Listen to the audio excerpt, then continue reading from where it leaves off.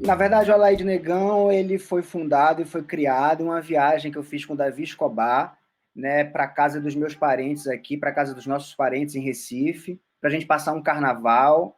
Assim que a gente terminou o curso de graduação, a gente pegou a estrada, a gente foi para Belém de avião, participamos do Fórum Social Mundial, e depois do Fórum Social Mundial, apresentei trabalho no Fórum Social Mundial, e depois disso a gente pegou um ônibus, né? Fizemos a viagem Belém, Recife, eu fiz de ônibus essa De viagem. ônibus. E aí a gente funda essa ideia, né, e de uma banda com esse nome, com esse conceito, criando um personagem noturno da cidade. E aí isso aí é uma coisa, né? A Laíde Negão é uma coisa. O Música das Cachoeiras ele surge a partir da experiência que eu fui adquirindo no mestrado e dessa produção musical que eu sempre fiz, na verdade, desde os 15 anos. Lá em Roraima eu mixei meu primeiro disco, né, como um curioso mesmo, não tinha feito curso, não, na verdade eu carrego essa ingenuidade na produção musical, que eu dou muito valor, uma ingenuidade, uma inocência que às vezes te dá te dá uma outra visão, que não é uma visão tão mastigada. Por exemplo, a minha visão de música acadêmica é uma visão já de muita leitura, de muito tolhimento, né? É uma visão que já foi formada por outras leituras. E a minha visão de produção musical é um cara ainda que sonha alto, é um adolescente ainda que está a fim de fazer um rock and roll, que as pessoas cantem essa música, né? É por aí que eu vou. Mas aí o Música das Cachoeiras, ele surge com um edital da Natura Musical. Eu fiz outro edital, vindo dessa série de prêmios na filosofia. Eu fui atrás dessas oportunidades na internet, porque com a internet a gente teve mais acesso a isso. E aí o Tudo na Natura pegada da. Tudo, desculpa, tudo na pegada da música indígena. tudo na pegada da música indígena, porque isso é um dos pilares do Roraimeira, né? É o respeito, é a admiração e a difusão da cultura indígena no geral.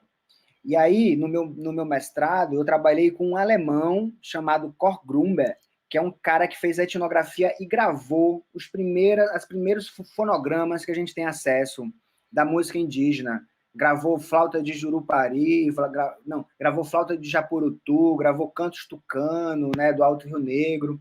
Então é por aí que eu me embrenhei. A partir desse alemão, eu estudei no mestrado, porque o mestrado é, digamos assim, um pouco limitado. Eu me foquei numa obra, num livro do cara que se chama 2 anos entre os indígenas, que ele conta a viagem dele para o Alto Rio Negro em 1903, 1905, né? Então Como eu trabalho de foquei. campo.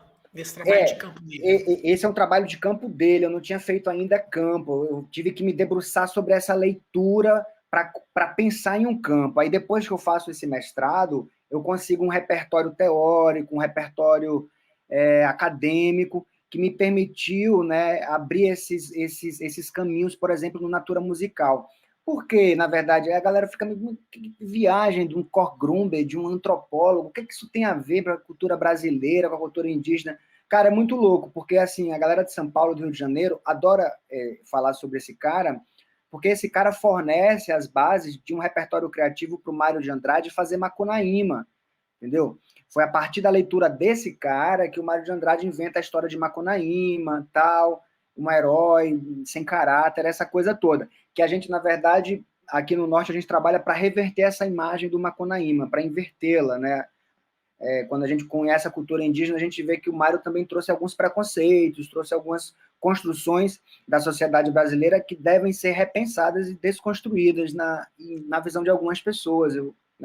Que seriam próprias daquele tempo, né? Que seriam próprias daquele tempo. Ele não conseguiu furar essa bolha, né? Uma bolha que, na verdade, foi furada há pouco tempo. E o Jaider Eisbel, por exemplo, é um artista macuxi que fala muito sobre isso, né? Sobre um novo Macunaíma, que a gente tem que fazer uma nova, uma nova, uma nova construção sobre esse personagem, né? Que, na verdade, a cultura indígena ela tem os seus preceitos morais, tem a sua lógica, né? Isso é uma coisa que a gente demora a entender, Valber. Demora muito a entender. Aí no doutorado eu entrei nesse mundo e fui a campo. E aí a gente vê, né, esse teu viés, né, muito claro, né, que é um trabalho, acho que mais conhecido, muito claro no Alaide, né? Cadê a morena, morena me deixou, deu uma tapa na minha venda e depois me abandonou. Cadê a morena, morena ninguém viu, estrela da sorte vem do norte do Brasil. Comeu jaraqui, farinha com baião, comeu açaí, daqui não sai mais. Nas tuas composições, né? E aí eu queria saber, pô, quando eu cheguei em Manaus, né? Eu não sou de Manaus, eu cheguei em Manaus em 2003, né? E aí eu sou de Belém, e aí o que eu conheci de Manaus, né? Muito forte, né? Sempre foi o boi. E aí, pô, aí quando eu cheguei em Manaus, eu lembro que eu vi a Alaide Negão em 2013 ou 2014 no Estúdio Livre, né? Da TV Cultura, né? E aí eu disse, caramba, cara, esses caras vão, porra, será que vai chegar a hora né, agora, né, conhece o boi, agora será que vai chegar a hora desse viés aí que você está explicando e tal?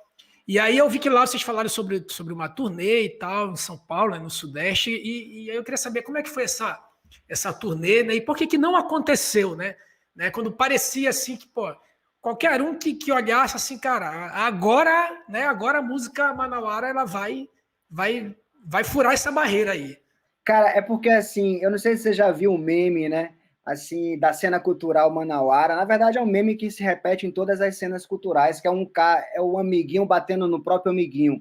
Chega em um ponto, né, que as relações, a gente está em relações, há muitos esquemas, né? Tem muita coisa no setor público, aonde saem os fomentos, né, dos municípios, os festivais, há muita indicação, eu acho que falta muita transparência de maneira geral, acho que falta uma militância também dos artistas de se posicionar em relação a isso, né? A gente vê o artista muito isentão, um cara muito galã, um cara muito bom vivant, e na verdade eu percebo o artista de outra maneira, eu acho que o artista ele tem ele deve assinar, né, um comportamento moral, ele deve assinar um comportamento, não só em relação à vestimenta, mas como se portar frente à sociedade no seu lado mais, digamos assim, mais cruel, né? Que é uma sociedade que exclui os outros. A cena, nem sempre a cena alternativa é uma cena aberta de preconceitos, a cena alternativa também reproduz o que condena ela. Então, mas eu acho, Valber, que tudo pode acontecer, viu? Eu acho que tudo pode acontecer ainda, as coisas estão abertas, tem muita coisa bacana na cidade, né? A gente fez uma turnê, o Alaide Negão fez uma turnê, eu participei dessa turnê, eu acho que foi uma das maiores turnês possíveis que uma banda brasileira possa ter feito. A gente alugou um carro no Recife e a gente rodou mais de 6.000 quilômetros em 20 dias. Tocamos, inclusive, em Campina Grande, que é a cidade que eu estou aqui, que é a cidade que eu nasci, onde meus pais nasceram, né?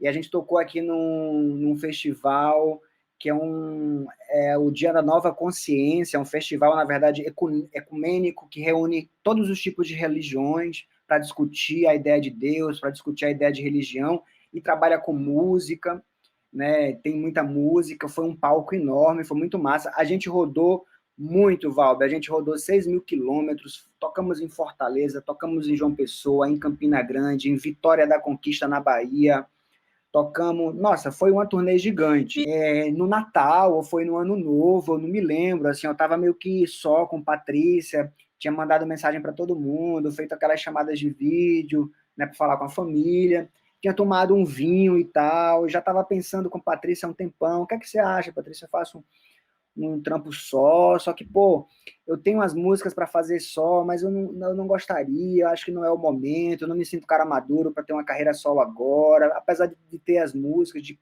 saber produzir, de fazer, eu queria um grupo, sabe, eu queria parceiros, né? E aí mandei uma mensagem para Agostinho, e Agostinho, e aí, tudo bem, cara? Porra, sei que deve estar achando estranho, mas bora formar um trio, mano. Tô com as músicas, tava a fim de fazer e tal. Eu te encho de desejo e você me enche demais. Agostinho vai dançando por aí, o Léo vai dançando por aí, o Agenor vai noiando por aí, o mundo todo eu me perdi. Agostinho vai dançando por aí, o Léo vai dançando por aí, o Agenor dançando por aí. Isso de lá de Viena. Isso lá de Viena. Aí ele, meu irmão, na hora, que doidice, Genu, que viagem, tu mandar uma mensagem e tal, que doido, nem esperava. Aí, cara, embarquei nessa, voltei para Manaus e fiquei ainda preso na burocracia do doutorado, meio que preso em casa, com um apartamento novo, tinha acabado de me mudar, então estava voltado... E comecei a receber um chama do Agostinho, ei, meu irmão, tu não vai vir conversar aqui não, tu vai ficar só nesse papinho, aí eu, puta merda, eu tenho que ir lá. Arrumei minhas coisas, botei o instrumento, fui lá no estúdio dele, falei, ó, o papo é esse. Aí a gente conversou, a gente se encontrou umas 2 vezes sem ensaiar, só para conversar, né? Falei a minha visão da música, falei a minha visão da cena manauara, abri o jogo, fui um cara super sincero, eles também foram um cara super, foram sinceros, a gente conversou e tal. E é isso, e aí a gente, vamos marcar. Então, conseguimos um edital, a gente vai lançar um CD, que eu estou terminando a masterização agora, né, o Igor, um cara muito gente boa, que fez a masterização para o Caetano Veloso, conseguiu o contato dele, abraçou o projeto, terminou o nosso disco. Bacana. Pois é, eu nem sabia, na verdade, o cara tinha feito, né, mas é isso, a gente tá no Brasil, aí quando o cara fala, pô, masterizei o Caetano Veloso, você fala, porra, que doido. Porra.